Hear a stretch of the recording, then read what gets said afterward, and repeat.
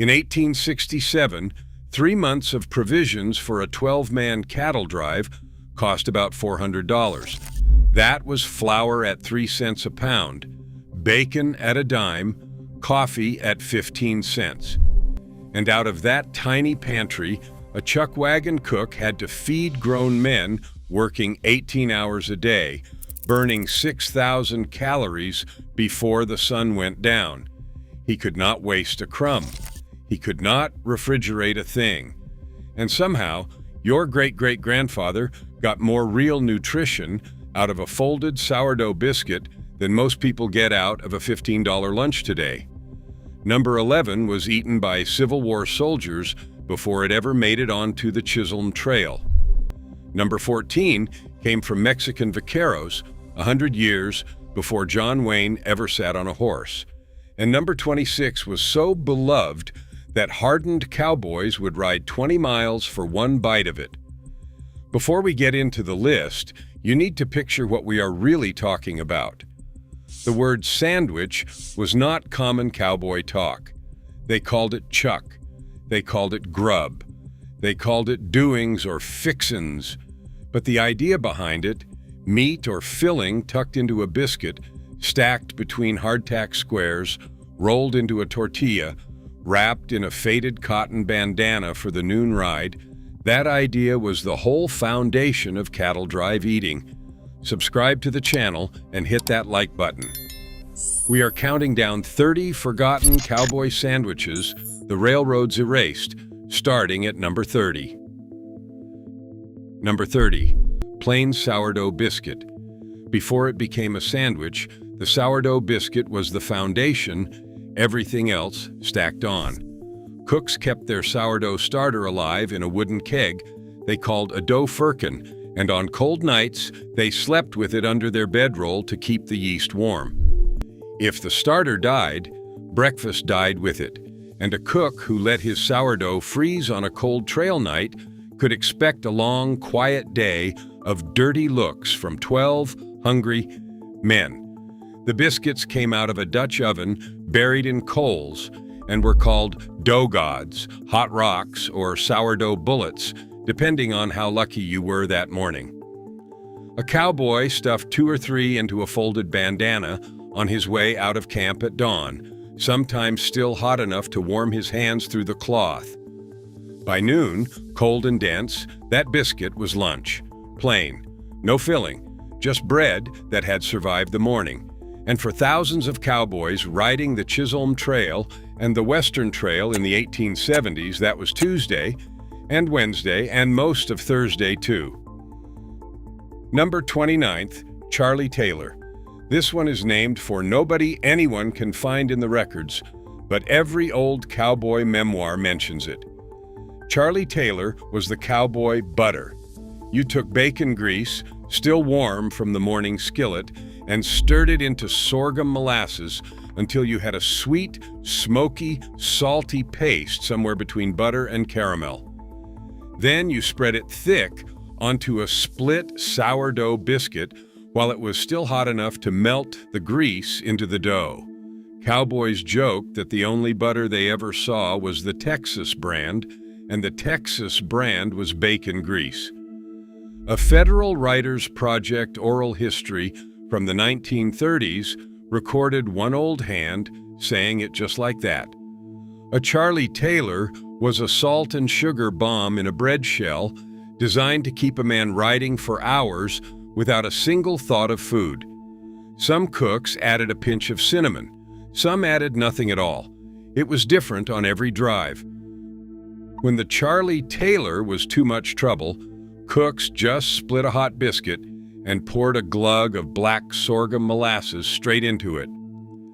Cowboys called molasses lick because that is what you did with whatever spilled.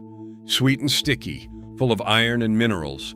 A pocket-sized sugar shot that rode well in cool weather. In hot Texas summers, it would melt through the bandana and into your shirt. Worth it. Number 27th, bacon biscuit. Andy Adams wrote about this one in The Log of a Cowboy, his memoir of an 1882 drive from Brownsville, Texas, all the way to Montana. Cooks fried bacon at sunrise in a heavy black iron skillet over the morning fire. Whatever did not get eaten at breakfast got tucked between two cold biscuits, wrapped in cheesecloth or muslin, and shoved into a coat pocket or a saddlebag. 6 hours later, on a dusty Texas plain with the smell of cattle and prairie sage in your nose, that cold bacon biscuit was the best thing you would ever taste. The bread had soaked up some of the bacon grease through the morning. The salt and smoke had melded into the dough. It was, by any measure, what we would today call a breakfast sandwich. They just did not know to call it that. Number 26, bear sign. Now we need to stop and give this one the respect it deserves. Bear sign was the cowboy word for doughnuts. Nobody is sure where the slang came from. Some say the powdered sugar-dusted dark doughnuts looked like the scat a bear leaves on the trail. Others say it was just cowboy humor, the way they nicknamed everything. What we do know is this: a trail cook who could make bear sign was a treasured man. Cowboys had been known to ride 20 miles after the day's work was done just to get their hands on a fresh batch. A period recipe from the Daily Missoulian newspaper in 1885 called for 1 pound of flour, half a pound of butter, 2 egg yolks with the whites whipped separately and folded in, sour milk, baking soda, salt, and half a saltspoon of nutmeg, fried in deep lard, rolled hot in sugar. You ate them 3 at a time with coffee strong enough to dissolve a horseshoe. And if you were lucky enough to be on a drive with a cook who took pride in his bear sign, you remembered him for the rest of your life. If this is hitting the right note for you, do me a favor and hit that like button. It helps the channel reach more folks who love this kind of food history. And subscribe if you haven't already. We've got 25 more to go. Number 25, Huck Dummy. A Huck Dummy was a sourdough biscuit baked with raisins folded into the dough. Cowboy food writer Win Blevins documented the word in his book, Westopedia. It was a sweet biscuit, plain and simple, but on a long drive when sugar was rationed, a raisin biscuit was a small miracle. Cooks made them when the dried fruit barrel was getting full and starting to attract weevils. Cowboys ate them in the saddle, picking out the soft, sweet raisins between bites of dense sourdough. Number 24, salt pork biscuit. Salt pork was the workhorse meat of the trail. It was heavily salt-cured pork belly that lasted for months without refrigeration. Cooks called it sow belly. Cowboys called it Kansas City fish or Chuckwagon chicken, depending on the joke that day. You fried it slowly in its own grease until it was crisp at the edges and chewy in the middle. Then you laid it inside a split biscuit. The salt and the fat soaked into the bread. Calorie-dense, shelf-stable, the closest thing the trail had to a working man's bacon sandwich. Number 23, dried apple and bacon biscuit. Cooks fried bacon first. Then, in the rendered fat, they softened slices of dried apple with a pinch of brown sugar until the apples were tangy and smoky sweet. Spooned onto a split biscuit, this was a fall flavor sandwich 150 years before anyone had heard the word brunch. Smoky, sweet, salty. The bread soaked up everything. A man could eat 1 in 3 bites and feel like he had a holiday meal. Number 22, cold roast beef biscuit. This is the most honest sandwich on this entire list. When a steer broke a leg or got too sick to keep up with the herd, the trail boss would call for it to be killed. The cook would butcher it on the spot. He would boil or roast the meat overnight, wrap it in damp cloth, and pack it in the coolest spot under the wagon. At breakfast, fresh roast beef. By noon, the leftovers, sliced cold and stacked between sourdough biscuits. This is documented in oral histories across Texas. It was the closest thing the trail offered to what a modern person would call a real sandwich. 21st, fried steak and gravy biscuit, also called fried steak and water gravy biscuit. When that same steer gave up its ribeyes and tenderloins, the cook fried them in suet until they were well done. Cowboys hated rare meat. They had seen enough sick cattle to want their beef cooked through. Leftover steaks were dredged in flour and tucked into a split biscuit. The whole thing was sopped with what cooks called water gravy, made from flour, water, bacon grease, salt, and pepper. Cowboys called gravy sop because saying the word gravy out loud marked you as a tenderfoot. This was Sunday dinner, wrapped in a bandana.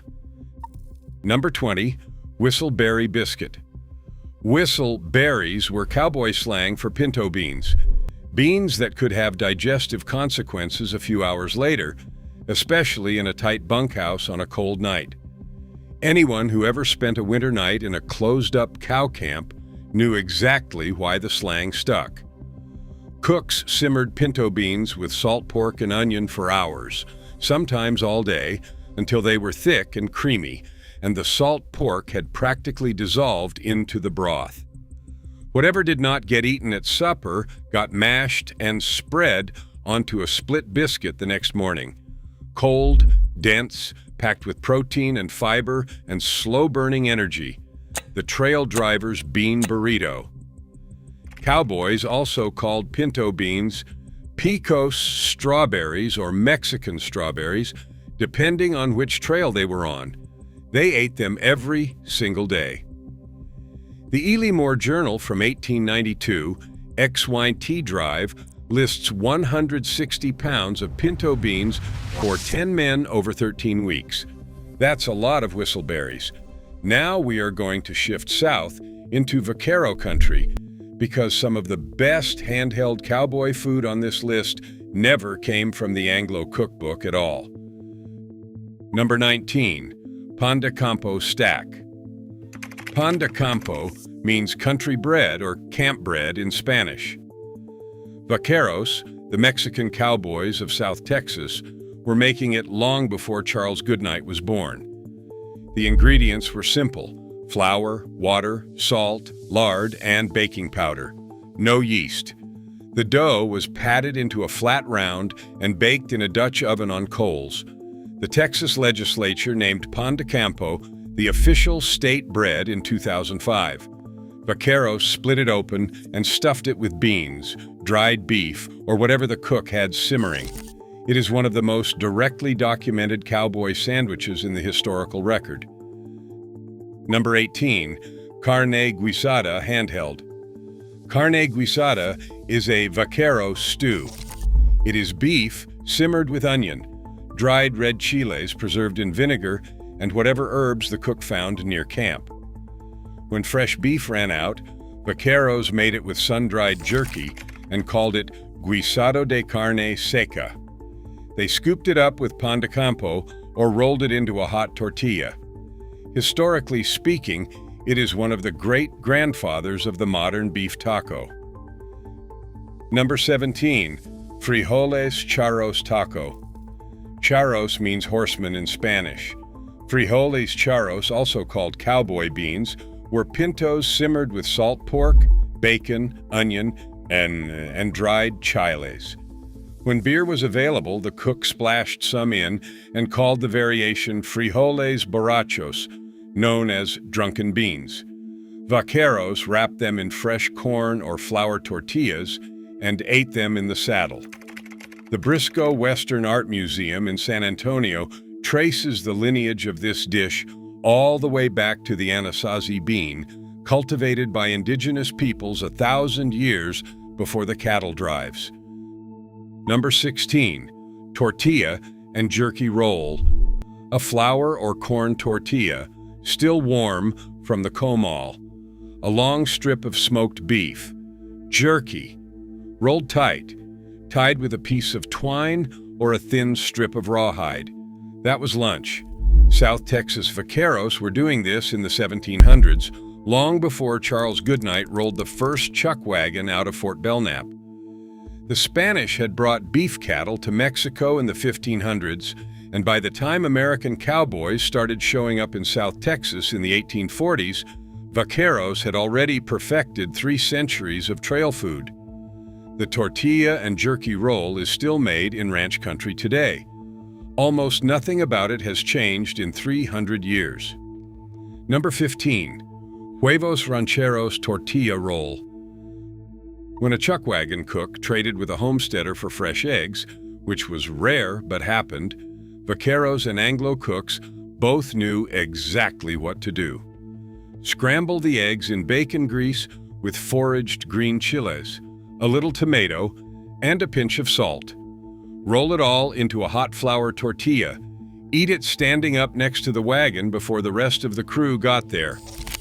This is the earliest American breakfast burrito, documented in the borderland cattle culture of South Texas and northern Mexico from the 1870s onward. Vaqueros called it almuerzo, the morning meal. Anglo cowboys, who could not pronounce that, just called it eggs in a wrap. Same food, same ranch, same border, different language for the same simple breakfast. We're halfway through. If you're enjoying the trip down the Chuckwagon Trail, hit that subscribe button so you do not miss the next deep dive. And if your grandparents talked about any of these foods around their kitchen table, drop the name in the comments. We read every one. Number 14. Hardtack and jerky stack. Hardtack was the original American military trail food. Flour, water, sometimes salt. It was baked twice or 3 times until it became a 3 by 3 inch cracker, hard enough to break a tooth. Soldiers called them tooth dullers, sheet iron crackers, molar breakers. When the weevils had gotten into them, which was most of the time, they were called worm castles. The Bent's Bakery in Milton, Massachusetts started making hardtack in 1801, and Civil War surplus hardtack rolled directly onto the early cattle drives in the 1860s. Veterans came home from the war, drifted west, and brought their ration bags with them. Cowboys carried hardtack in their saddlebags because it would not spoil, ever. There are pieces of hardtack in museum collections at the Manassas National Battlefield Park and elsewhere that are over 150 years old and still technically edible. You laid a strip of beef jerky between 2 squares and bit down hard. Your jaw did most of the work. The Chisholm Trail Museum in Oklahoma documents this exact preparation as standard saddlebag fare for the 1870s drives. Number 13. Hellfire Stack. This one is a Civil War carryover that bled directly onto the trail. You fried salt pork in a skillet. You took a piece of hardtack and soaked it in cold water until it softened. Then you fried it in the hot pork grease until the surface crisped up. The result was a savory, soft-centered, crisp-edged cracker that finally tasted like food instead of building material. Layer 2 of them around a piece of jerky, and you had a working man's open fire grilled cheese, minus the cheese. Number 12. Hardtack pocket pie. A drummer boy named William Bircher wrote about this in his 1889 memoir, A Drummer Boy's Diary. Pound the hardtack to powder, mix it with a little flour and water, roll it into a flat sheet, fill it with stewed dried apples and raisins, fold the dough and boil the pocket pies.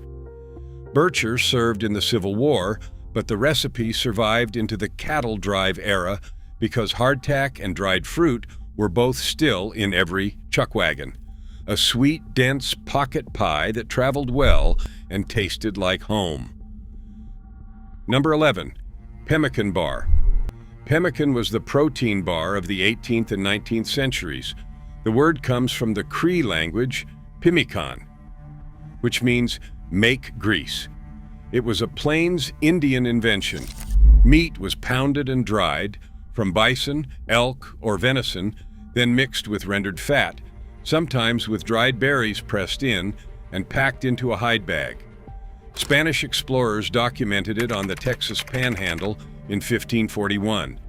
The Métis voyageurs and fur traders adopted it, Arctic explorers carried it, and in the pre-Chuckwagon years before 1866, cowboys carried it too.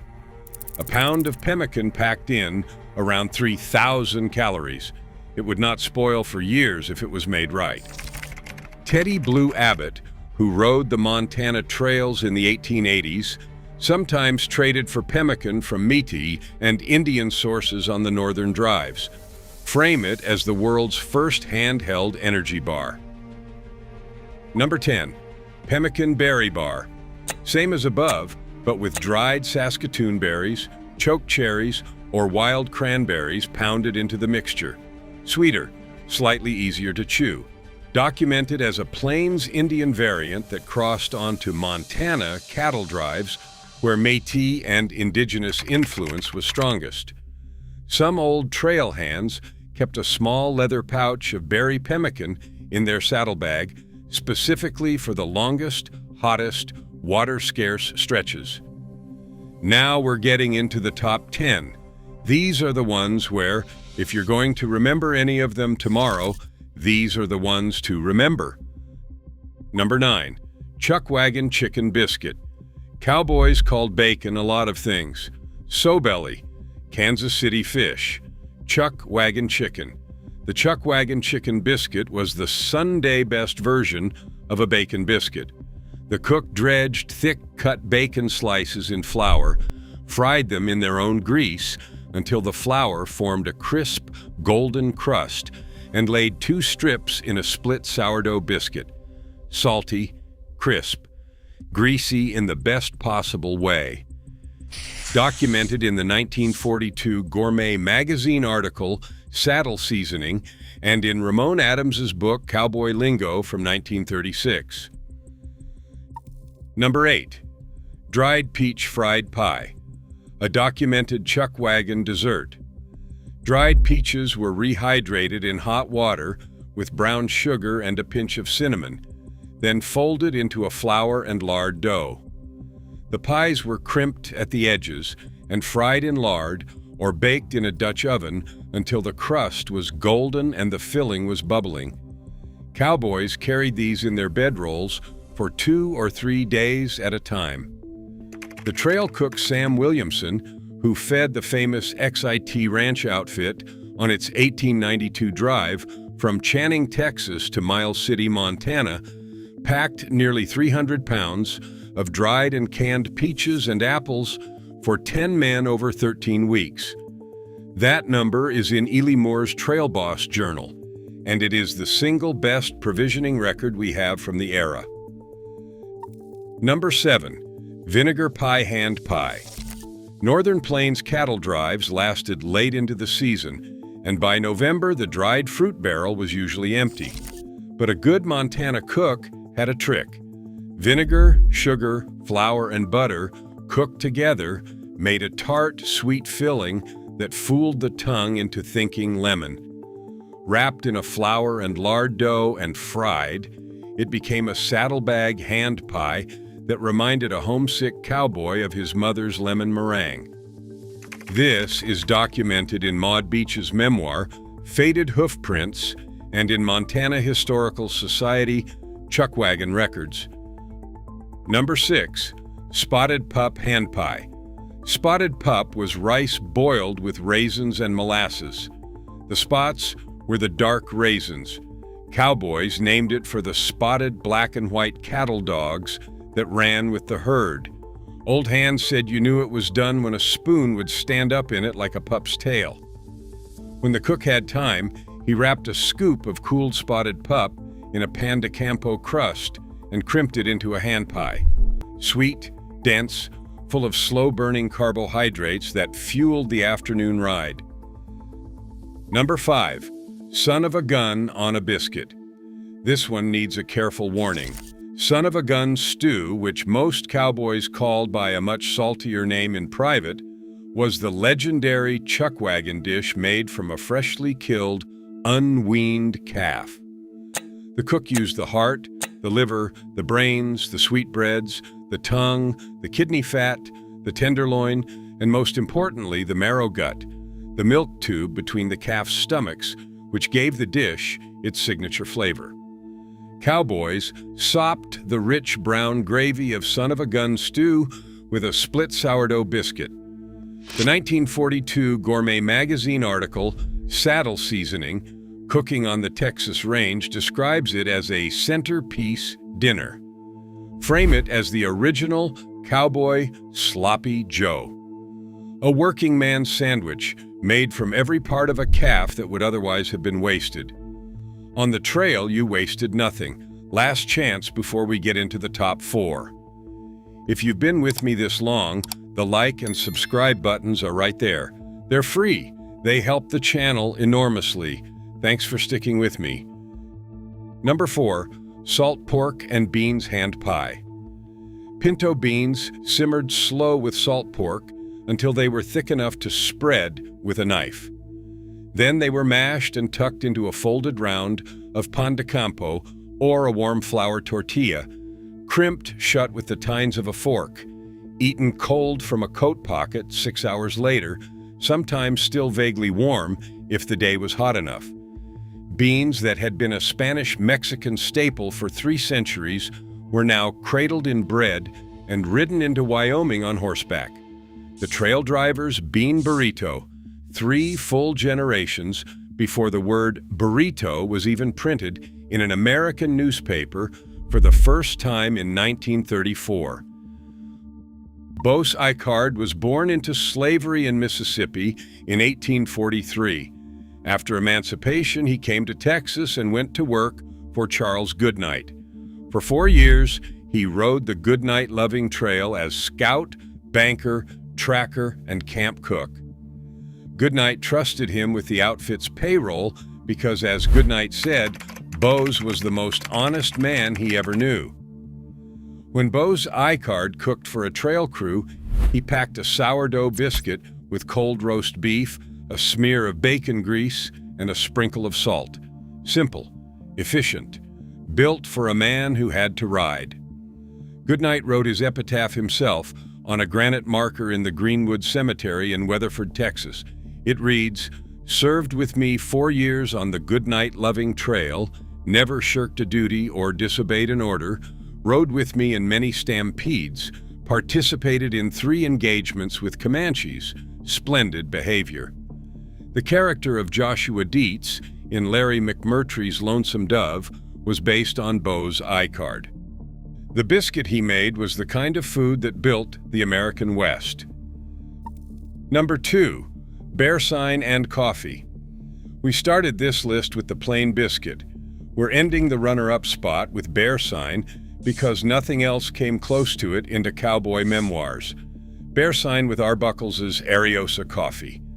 Brewed in a fire-blackened tin pot until the Cowboys joked you could float a horseshoe in it. The Arbuckle brothers were roasting 800,000 pounds of coffee a day by the 1880s. Each 1-pound bag came with a peppermint stick, which the cook used to bribe a young hand into grinding the beans for him. A fresh bear sign, dipped into hot black Arbuckle's Ariosa coffee at sunrise, with the smell of cattle and sage in the air, was one of the small kingdoms of the cattle drive. Cowboys remembered it for the rest of their lives. And here is number 1. Number 1, cold biscuit and bacon. I know. After all of that, all the vaquero hand pies and pemmican bars and son-of-a-gun stews and bear sign worth riding 20 miles for, the number 1 Cowboy sandwich is just a biscuit and a slice of bacon. But that is the truth of trail food, and that is the truth of the kind of men who ate it. Andy Adams wrote about it in The Log of a Cowboy. Teddy Blue Abbott wrote about it in We Pointed Them North. The Federal Writers Project. Oral histories of the 1930s recorded old cowboys who, 50 years off the trail, still teared up remembering the cold bacon biscuit they ate on horseback at noon, somewhere in the middle of the Indian Territory in 1876. It was made from flour at 3 cents a pound and bacon at a dime. It cost less than a nickel to assemble. It was wrapped in a piece of cotton cloth that had been washed in creek water and dried on a sagebrush. And it fueled the men who moved 10 million head of cattle out of Texas in 20 years and changed the map of the American West. That is the sandwich your great-great-grandfather ate. Not because he had to, because he was working harder than almost anyone alive today will ever work, and because his cook had figured out how to feed him on a budget so tight that every crumb mattered. When the railroads pushed deep into Texas in the 1880s, the long drives ended. Barbed wire fenced off the open range. The Chuckwagon rolled into the museum, and the Cowboy sandwich rolled into history. If you remember any of these foods from a grandparent's kitchen, drop the name in the comments. If you would like to see more vanished American working-class cooking, the Depression-era and Dust Bowl recipes are next up on the channel. Hit subscribe so you do not miss them. Thanks for riding the trail with me. I will see you in the next one.